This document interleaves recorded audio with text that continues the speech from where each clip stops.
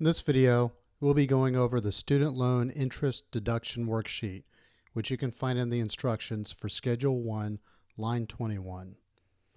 So this is the deduction worksheet that most taxpayers will use to determine how much of their student loan interest that they can deduct from their tax return on Schedule 1 in line 21.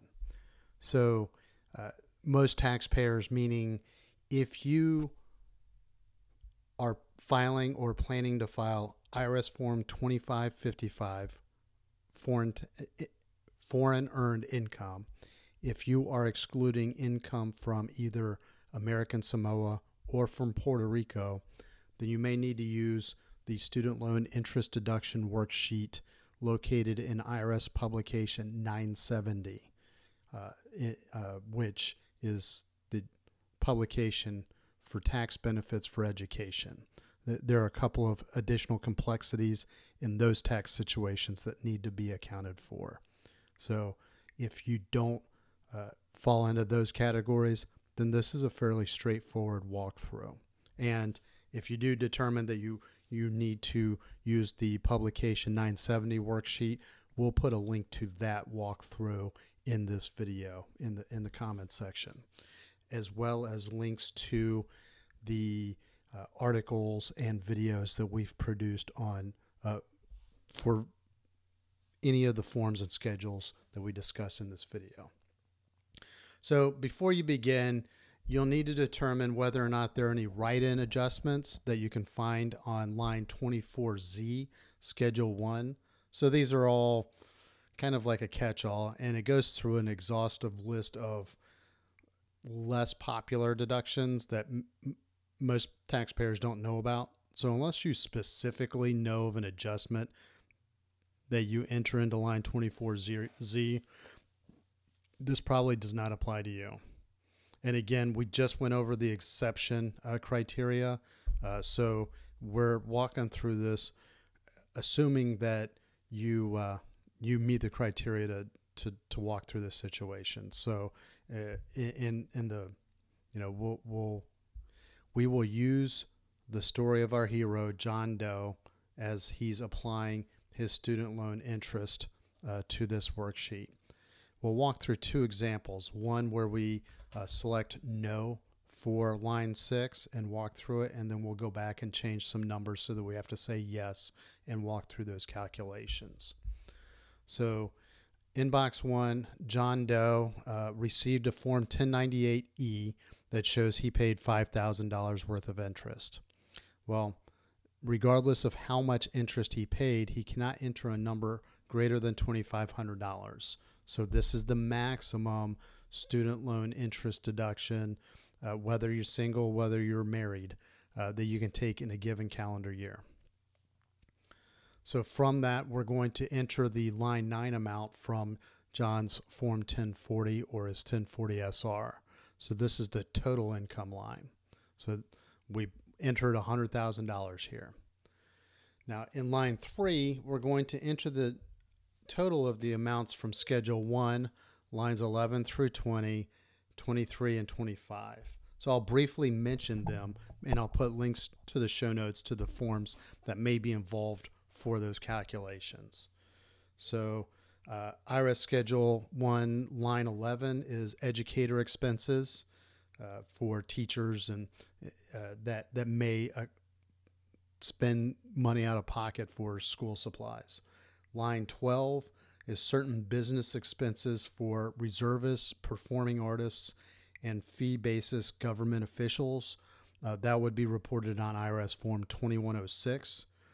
Line 13 is health savings account deductions, reported on IRS Form 8889. Line 14 is the moving expenses for members of the armed forces, IRS Form 3903. The deductible part of self-employment tax, which you can calculate on Schedule SE. Line 16 is self-employed SEP, simple and qualified plans. Line 17 is the self-employed health insurance deduction. Line 18 is the penalty on early withdrawal of savings, which you would find on either IRS Form 1099-INT, interest income, or 1099 OID, original issue discount. Line 19 would be for alimony paid in circumstances where that is considered a tax deduction. Line 20 is an IRA deduction.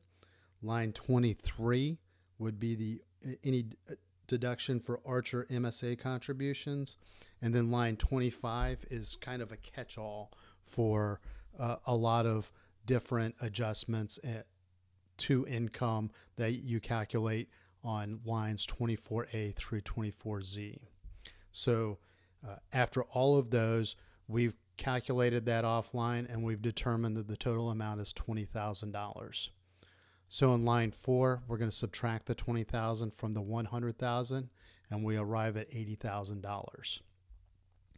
Since John Doe is a married taxpayer filing a joint return, we're going to enter $155,000 in box 5. And since box 5 is greater than the amount on box 4 or line 4, we're going to say no, that the line 4 amount is not more than the line 5 amount. So we'll skip line 6 and 7. We'll enter 0 on line 8, and then we'll go to line 9, where we basically subtract the 0 here from the $2,500. So this basically says that John Doe is entitled to the full deduction. However, let's imagine that he is doing this as a single taxpayer, and now this amount is $75,000. He would then compare the $75,000 to the $80,000, which is bigger. So now we're going to change this no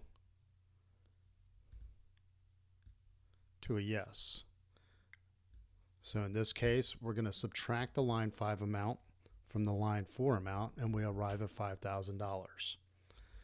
We'll divide line 6 by 15,000, so we arrive at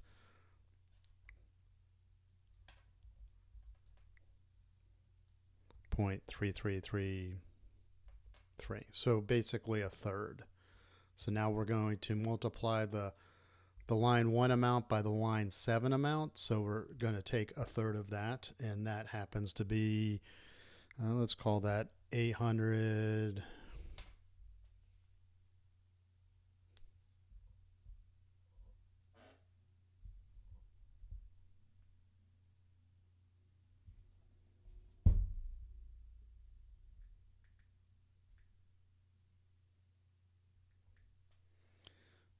$33. So now we're going to subtract that from the 2,500, and we arrive at 1,667. That is the amount that John Doe's able to deduct on Schedule 1, line 21. So if this income amount ended up being, let's just say, a little bit greater. So let's just say this was 10,000. That made it this number 90,000, and now his number here is 15,000. We're going to divide that by 15,000, and we arrive at 1.0, which means we would multiply the entire 2,500 by 1.0. Then we would reduce that down to 0. So at the point where his line 4 exceeds the line 5 amount by $15,000 or more, so if this line 6 is $15,000 or more, then you've completely phased out of your ability to deduct student loan interest. So I would pay attention to this note at the bottom of your form. This goes on Schedule 1. You can't use it for Schedule A, like an itemized deduction. You can't use it on Schedule C if you're a sole proprietor. You can't use it to reduce your Schedule E income if you're in a rental properties or if you receive partnership income or anything like that. So you have to report this on Schedule 1 as an adjustment to income. So As I mentioned, this is all we have for this walkthrough.